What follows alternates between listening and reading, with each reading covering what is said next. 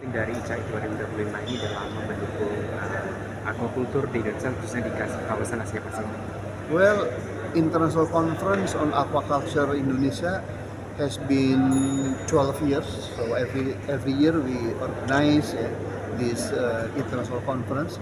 The reason is because Indonesia actually has the largest potential for aquaculture production.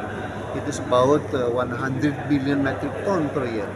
And yet, up until now, we just produce only about 16 million metric ton, which is only 16%. While we need food, especially protein, we need also job creation for Indonesia.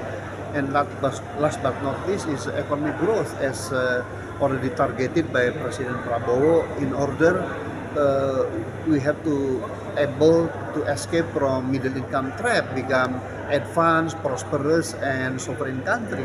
We have to produce about 8% of economic growth. Right now, our growth is only 5%. So, from aquaculture society, we have great belief that by applying innovation and integrated supply chain management system, aquaculture can be game changer to achieve Golden Indonesia by 2045. Bagaimana kemudian ICAI ini mendukung kolaborasi antara akademisi, kemudian juga pelaku usaha dan juga pemerintah?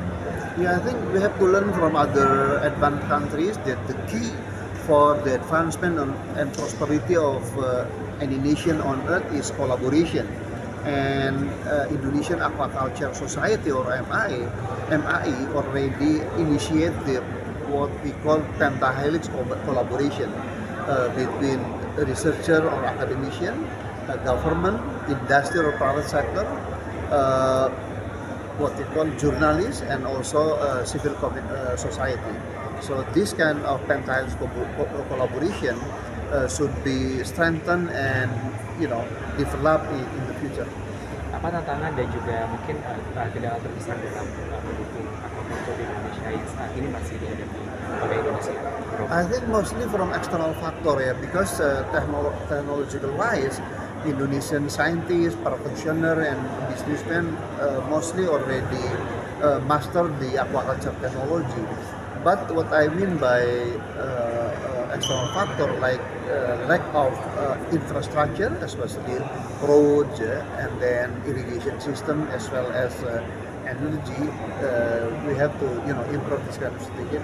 And last but not least is the climate investment, as well as ease of doing business. In Indonesia, very difficult to run business, to get permit, and then so many what you call personality always know aquaculture business, like premanisms, and then the uncertain policy. For example, in 2016, government of Jepara region allowed the development of tambak udang or a shrimp pond in Karimun Jawa.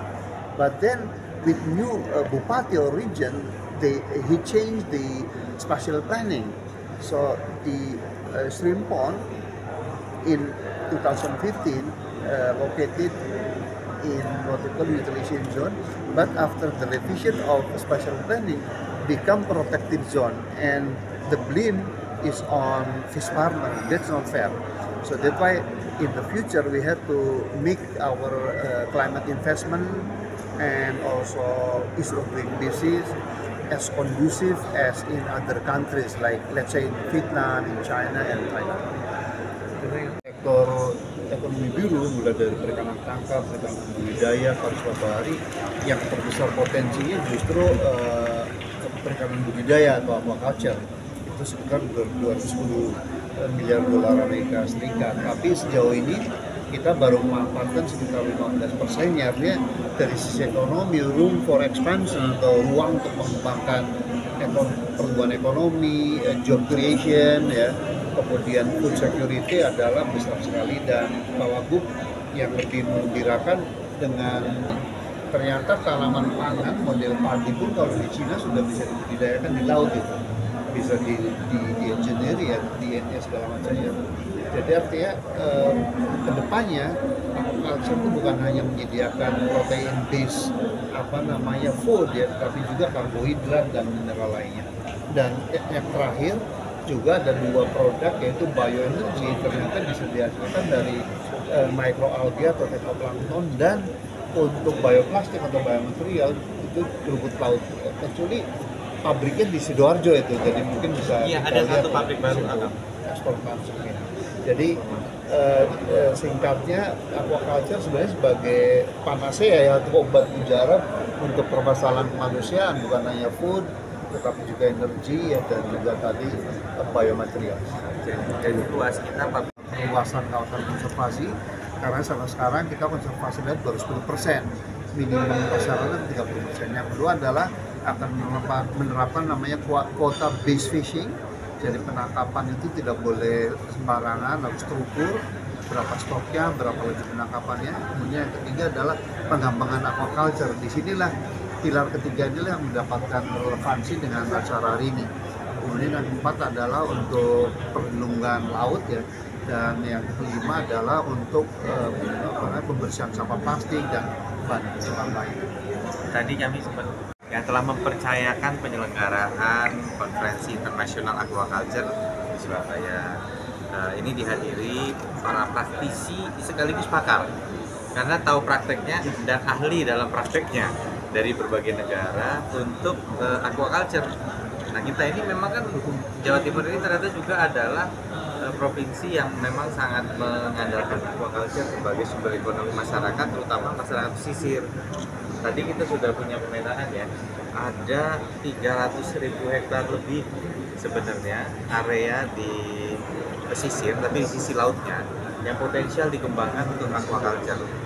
Selain yang ada di sisi lahan tanahnya ya, yang kita bahas komitmen Pemprov Jawa Timur dari sisi tata ruangnya, dari sisi pengendalian pencemaran, karena di daerah pesisir itu kalau dari hulunya misalnya terjadi erosi, itu pada saat musim hujan itu pesisir langsung tercemar dengan sedimentasi.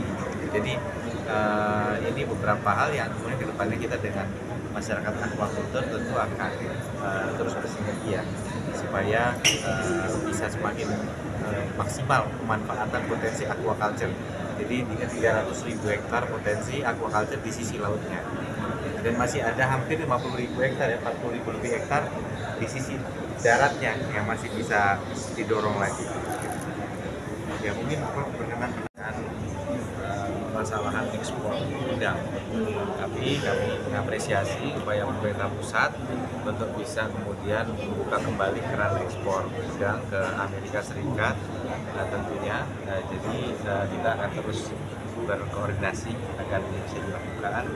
Dan berikutnya kita sempat bahas juga terkait giant seawall, tapi masih tipis-tipis ya bahasnya. Beliau sudah mempersiapkan dengan sangat matang sih, saya bisa kasih bocorannya hanya itu. Tetapi tentunya rencana ini harus